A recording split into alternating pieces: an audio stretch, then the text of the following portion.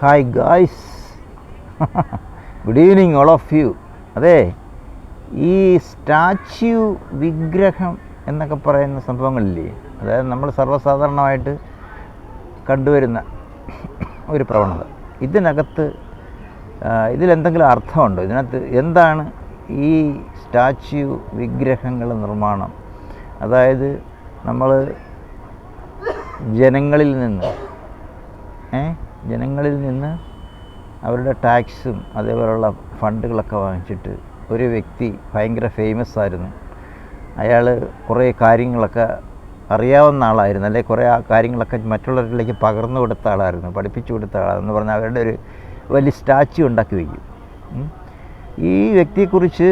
എന്നിട്ട് ഹിസ്റ്ററി എന്ന് പറഞ്ഞിട്ട് പഠിപ്പിക്കും പിള്ളേരിലേക്ക് ഇഞ്ചക്റ്റ് ചെയ്യപ്പെടുന്ന കാരണത്താൽ അവർ ആ തലമുറകൾ ഇവരിങ്ങനെ സ്മരിച്ചുകൊണ്ടിരിക്കും. ഇന്ന ആളായിരുന്നു, അയാളുടെ സ്റ്റാച്യു ഇന്ന സ്ഥലത്തുണ്ട്.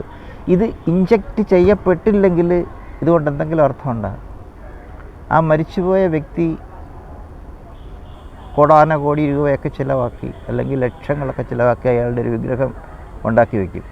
ജീവനുള്ള ഒരു ആത്മാവ് ജീവിച്ചിരിക്കുമ്പം ചിലപ്പോൾ അവനെ നല്ല രീതിയിൽ പരിപാലിക്കാൻ പറ്റുന്ന ആ ഫണ്ടായിരിക്കും, ആ പണമായിരിക്കും, ആ സമ്പത്തായിരിക്കും ഇതിനു വേണ്ടി വിനിയോഗിക്കുന്നത്.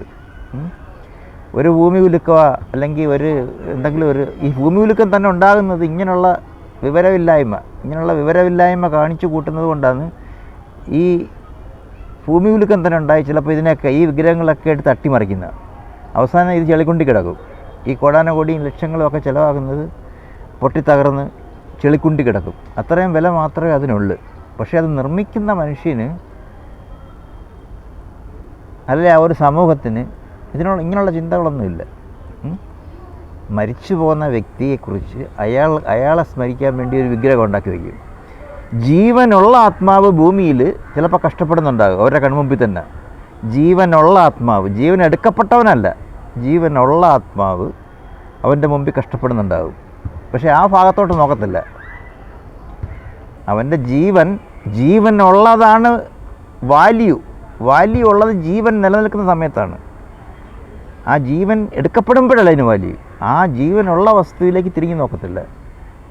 ജീവൻ എടുക്കപ്പെട്ടതിൻ്റെ പുറകെ പോവും. എന്നിട്ട് ചെളി കൊണ്ടും അതൊക്കെ ഒരെണ്ണം വരച്ച് പൊക്കി കെട്ടിയൊക്കെ വയ്ക്കും. ഏതെങ്കിലും മഴയത്തും കൊടുങ്കാറ്റിലും അത് മറിഞ്ഞ് എളിയിൽ പോവും. ഇങ്ങനെയൊക്കെയുള്ള അവസ്ഥകളാണ്. കമൻറ്റുകൾ എഴുതുക, നിങ്ങളുടെ അഭിപ്രായങ്ങൾ, ഓരോരുത്തർക്കും ഓരോ അഭിപ്രായങ്ങൾ. മനുഷ്യൻ എന്ന് പറഞ്ഞ അഭിപ്രായങ്ങളുണ്ടായിരിക്കണം. ഈ ലോകത്തിൻ്റെ നിലനിൽപ്പ് തന്നെ ഒരു മനുഷ്യൻ്റെ ജീവനുള്ള ആത്മാക്കളെ കൊണ്ടാണ് നിലനിൽക്കുന്നത്. മരിച്ചുപോയവരുടെ ആത്മാക്കളെ കൊണ്ടൊന്നും ഒരു ഭൂമി, ഒരു ലോകമൊന്നും നിലനിൽക്കുന്നില്ലെങ്കിലും. അപ്പം ജീവനുള്ള ആത്മാക്കളെ കൊണ്ടാണ് ഈ ഭൂമി നിലനിൽക്കുന്നത്. ഓരോ കാര്യങ്ങളും ഒരു വ്യക്തി ഒരു വലിയവനായി ഉയർത്തപ്പെട്ട് പൊക്കിയെടുത്തവനെ ഒരു സ്റ്റാൻഡിലോട്ട് ഇരുത്തണമെങ്കിൽ തന്നെ ഈ ജീവനുള്ള ആത്മാക്കൾ വേണം. ചത്തുപോയ ആത്മാക്കളല്ല. ചത്തുപോയ ആത്മാക്കൾ ഒരിക്കലും ഒരു നേതാവിനെ അല്ലെങ്കിൽ ഒരു വലിയൊരു സ്ഥാനത്തേക്ക് ഒരു വ്യക്തിയെ എടുത്ത് ഉയർത്തത്തൊന്നുമില്ല. ഈ ജീവനുള്ള ആത്മാക്കൾ എന്ന് പറഞ്ഞാൽ പരിപാലിക്കപ്പെടേണ്ട വ്യക്തികൾ, അവരാണ് ഏറ്റവും ഇമ്പോർട്ടൻസ് അവരുടെ ജീവിതത്തിനാണ് കൊടുക്കേണ്ടത്. ഏറ്റവും പ്രാധാന്യം കൊടുക്കേണ്ടത്, ഏറ്റവും ഇമ്പോർട്ടൻസ് ജീവനുള്ള ആത്മാവ്. അവൻ കഷ്ടപ്പെടുന്നുണ്ടോ, അല്ലെങ്കിൽ അവൻ്റെ രീതി എന്താണ്, അവൻ്റെ ലൈഫ് എങ്ങനെ പോയിക്കൊണ്ടിരിക്കുന്നു, അവനെയാണ് ഫോളോ ചെയ്യേണ്ടത്. Okay, bye. എൻ്റെ അഭിപ്രായം. എനിവേ, നിങ്ങളുടെ അഭിപ്രായങ്ങൾ എഴുതും. Okay, by.